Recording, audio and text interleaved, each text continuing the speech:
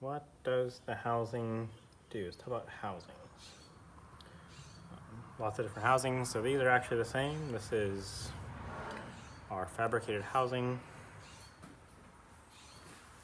This is the one that we have made. Likewise, this is the one that we have made. This is a drop-in 9cm housing. This is the non-drop-in 9cm housing. It uses a HX40 outlet, so the 5-volt outlet. What I want to go over is what a housing does, or how to think about housing, as well as the manifold. The housing's an expansion control device. So as soon as the exhaust gas leaves the exhaust valve, goes past exhaust valve, it already wants to expand in the chamber, but from here it wants to continue to expand. So when it gets into the exhaust manifold is a expansion control device. So you'll see this, they will vary the size of the exhaust manifolds to have different pre-expansions before getting to the housing. The housing is the last ditch effort to expand the gas once more, as well as work on the entry vector for the gas to enter the turbine wheel.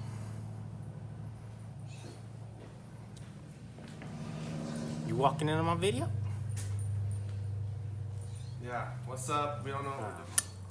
So a larger housing is going to expand the gas more before entering. A smaller housing allows for less expansion of the gas before it enters the turbine wheel. So if we reduce the amount of the gas expands in the housing, it's going to come through the nozzle at a higher speed. With that higher speed also means that the reaction angle of the turbine is going to be different. Didn't get to point that out too well yesterday, but reaction angle is the angle of attack of the exhaust gas coming through the nozzle and impacting or pressing on the inducer. There's an optimum one. When it gets too flat, you're just going to get pressure raise in the housing.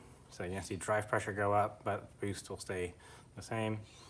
EGTs usually start to go through the roof. On spark condition stuff, I've heard it said this way: basically your fuel flow is going to go up. The brake specific fuel consumption ratio is going to start to go up with no increase in horsepower.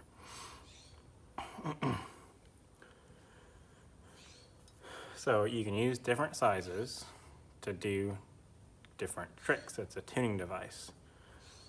What we have found is this particular size works well to certain horsepower numbers. The thing with divided housings is the divider takes up a lot of this throat area. Because of that, the gas speed through the nozzle is faster. So you can have, like, say, the 12cm version of an HX35. It has a lot of expansion area, but its choke velocity through the nozzle is going to be hit quite fast. The same thing happens with S300s, the Wastegate T3 housings.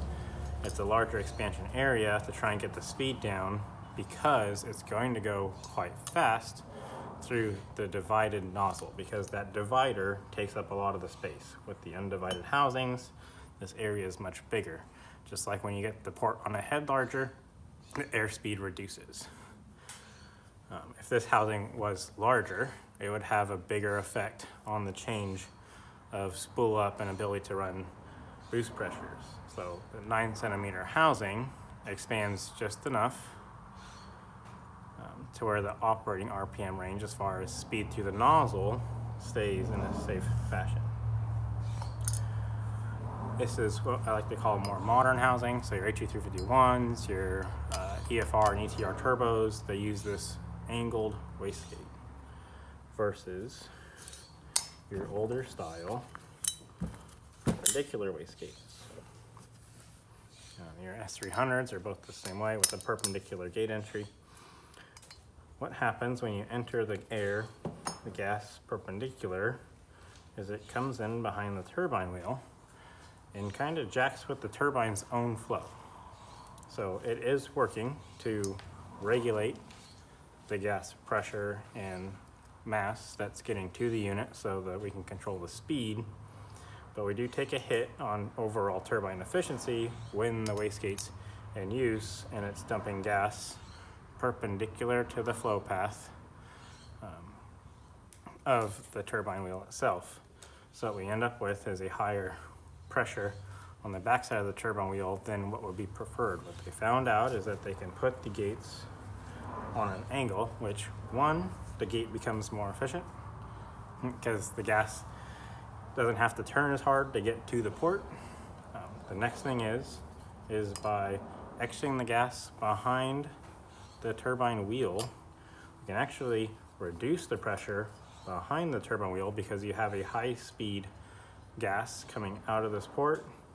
And when it comes out of the port at a high velocity, what's behind it, it'll pull not necessarily a vacuum on, but it will try to reduce the pressure of what's behind it. And when you reduce the pressure behind a turbine wheel, these things start to flow. So this little housing right here, this 9 centimeter housing, undivided, has done 840 on a 6.7 liter inline 6, and has done 930 on a 5.9 liter inline 6. This thing makes some power. But you really want to look at them as expansion control devices. So say we have a housing, we've dynoed it, the truck or engine's tuned, dialed in, it's doing everything right, and peak torque is at 2,700 RPMs. Peak horsepower is at 3,400 RPMs. It's a sled pull rig, and we want to run, instead of 3,400, we would like to run 3,600 RPMs and not lose power, because we're not going to be able to make the power we're making at 34 at 36 because the engine VE is dropping quite fast, especially when we get past peak horsepower. But as we get past farther away from peak torque, the volumetric efficiency of the motor is falling off. What you can do is to usually, as long as it's a turbine issue, we can reduce the pressure in the housing by reducing the pressure before it gets to the housing. So in that case, we do that with a header or a larger log manifold. You would increase the volume of the header or the log manifold because you're gonna hand make it yourself. All the aftermarket ones do the same thing. If you look at any of the aftermarket manifolds, they have more volume than your factory exhaust manifold. There's not a big difference between a factory exhaust manifold, and so we see a gain in VE that covers up the loss in spool up, and that increased volume helps the turbocharger produce more power because we can rev the motor to a higher RPM. If you gotta do a bigger jump, that's where you get into making the larger stuff yourself. So if you want to go from 34 to 3,600 RPMs and still maintain good engine VE, that's where you would make your own header, and you would base the header's size in a way that it's going to reduce the pressure before the housing. So instead of having 50 psi of exhaust pressure coming into the housing and then the housing dropping it to 40, these are theoretical, you would use a bigger manifold, header log manifold, to drop the pressure to 40, then you would have 30 in the housing. It would go back up to the 50 and 40 once you're up to 3,600, but you're gonna see a drop at the 3,400 mark, and that drop will show in spool up. It will, the headers will hurt spool up, but that's because the pressure rise in the system takes longer to do now. So that's what headers are really good at doing. As far as spooling up faster, the headers don't really help with that. Turbos respond well to pressure rise, so much as we talk about drive pressure being a problem, you do want to get to a target drive as fast as possible. The faster you get the target drive, the faster the turbo spools. But also the lower the peak torque is going to be, because we're going to run out of the ability to control the gas velocity sooner. So I have done with the same, and a lot of people say changing ARs or centimeters doesn't make too much of a difference. I have done some stuff that's such a big change, it does make a difference. 800 wheel, 500 wheel. 400 wheel. Or in this case, if we're going to use the wheel set alone, we'll use a 60 millimeter compressor wheel, 600 wheel, 500 wheel, 400 wheel. This is a 6 centimeter housing. This is a 9 centimeter with a perpendicular gate. This is a 9 centimeter with an angled gate. So the housing, what will happen is with these smaller housings and less expansion occurring in them, the attack angle on the turbine wheel stays much more aggressive at lower engine speeds. So this very aggressive angle that you get with these small housings spool turbos up extremely fast.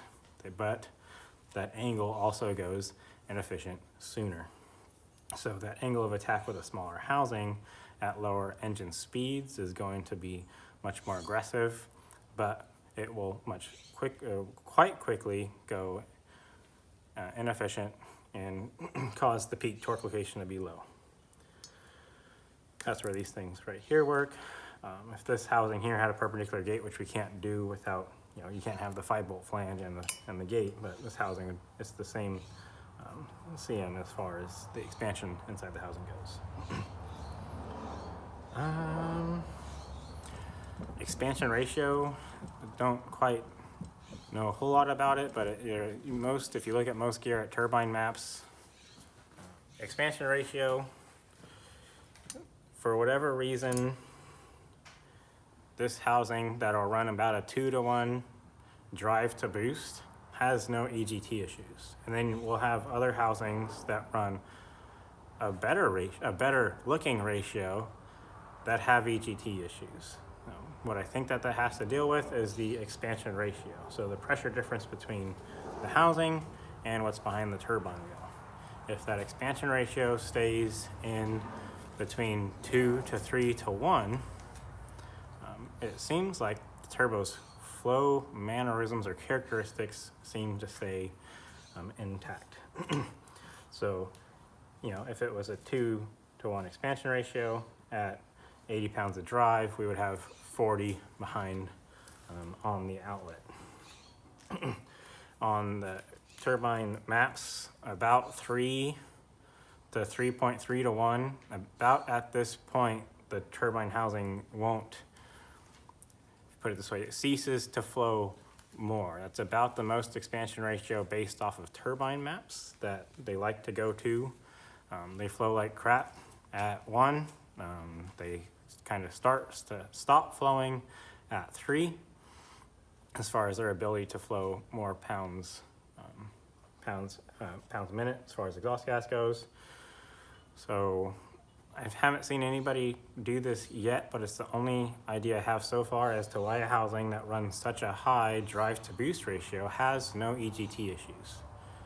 It has no EGT issues when operating in below peak horsepower. And other housings that have better drive to boost ratios, say 1.5 to 1 or 1.7 to 1 or 1.4 to 1, seem to have either peakier torque curves or EGT problems sooner. So it's an interesting thing. We'd have to have a pressure gauge post turbine and in the housing to see what the actual expansion ratio of the housing is. So we haven't done that yet, but it's the best idea I got as to why a really small housing seems to keep EGTs under control. This housing is proprietary and is not currently sold. It's sold with no warranty, I'll put it that way. It likes to blow up turbine wheels if you're not careful. These housings seem to run a 1-2 to 1 drive to boost. They have no issues. My whole theory on this is that you can run drive to boost, at least in our engines and diesel applications, to about 1.25 to 1 and not have any problems, just because the valve events there's not really a whole lot of overlap in them. The space between the piston and the head is pretty minimal at TDC. So that seems to be about the point. Past 1.25 to 1, we do start to get up horsepower, hence like this thing's only good for 400, and this one's good for 5, this one's good for 8. So that seems to be a big deal.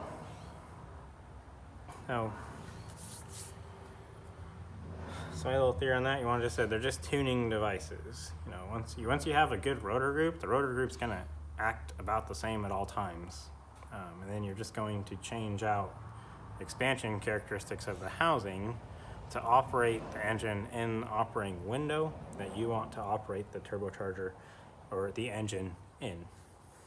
So that about sums it up for turbine housings. You just want to look at them once the wheel set's good, once you got that figured out for your combination, you're just using the housing to choose where you want the turbocharger to operate as far as the RPM region goes. So on turbocharged applications, the turbocharger usually will place, at least we'll say for diesels, the turbocharger is going to locate peak torque and peak horsepower. So it's like on a spark ignition stuff, as long as the turbo's right, you'll usually have your peak torque and peak horsepower located with the heads and the cam and that stuff. In the diesel world, the turbocharger is what's actually going to locate where our operating window is. So if the engine's going to operate at 4,000 RPMs, then we don't want to choose a turbocharger that hits its peak horsepower location at 3, because we're going to be making less horsepower at 4 than we were at 3, and then we want to stall for it or drive that particular way. So that's really what the turbine housing and the exhaust manifold does. It's just a tuning device. The turbo wheel cares about velocity, pressure, and heat up to its max window of rotational speed. At this point, essentially, it only cares about heat and pressure. The velocity is now done. You can use the header to tune the pressure coming in, or the manifold to tune the pressure coming in if you're turbo limited, either if there's nothing available or it's a class limitation and you want to operate at a higher engine RPM for more wheel speed, whether it's on a pull track or on a drag strip, you need more wheel speed for more ET, or not more ET, but more mile an hour at the track. Or if you need more wheel speed down a pull track, same thing. You can use the header to take a turbo. Like on our case, we're limited to a compressor cover that has a 4-inch bore. So we work with that, and then based on the turbo that we have, we use the header to move the RPM range up, so we can run the wheel speed we want to run 33 miles an hour wheel speed down the track. So that's about all there is to it, I think. If you have any questions, feel free to ask. So the important thing is the wheel set depicts kind of the boost pressure and the thing wants to run at. All 3 of those different housings can all run 50 pounds of boost, no problem, without EGT issues, because the wheels that are being used. So the wheels are kind of like the first part. You can't fix a turbocharger that's not necessarily doing what you want it to do by just changing the turbine housing. That usually won't correct EGTs and stuff like that. You gotta usually correct that stuff with the wheels themselves. And then once you got that dialed in, now you're gonna use a housing, like a stock housing, peak torque 1850. A much larger turbocharger, peak torque 4000. You can move the peak torque location all over the place on a turbo diesel with the turbine housing itself. So that's really what you want to use it for. So thank you for watching. Have a good day. Bye.